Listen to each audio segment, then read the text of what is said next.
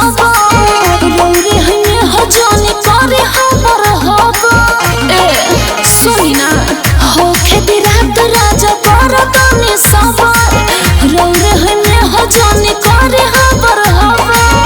चल लगावा मच्छरदानी ए हो चल लगावा मच्छरदानी ए रानी चल से जिया पर काटल जाई चानी ए रानी चल से जिया पर काटल जाई चानी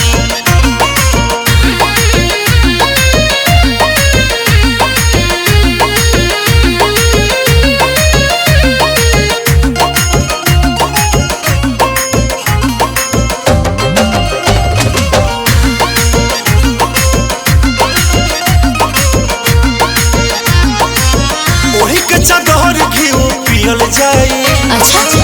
महाजा जवनिया के लिहल जाई ए ऐसे जमा जरा लूटल जाई हमसे सवेरे ना उठल जाई चाहे होई जौन परेशानी का कहला चाहे होई जौन परेशानी ए रानी चलो से जिया पर काटल जाई चानी ए रानी चलो से जिया पर काटल जाई चानी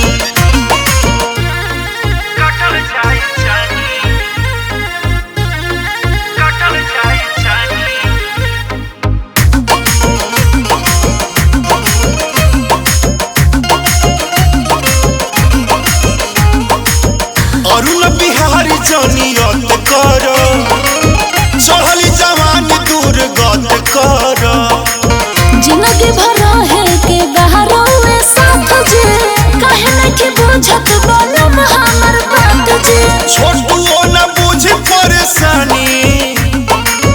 छोटुओ न बुझे परेशानी ए रानी चलो से जिया पर काटल जाई चानी ए रानी चलो से जिया पर काटल जाई चानी तो आ जाए राजा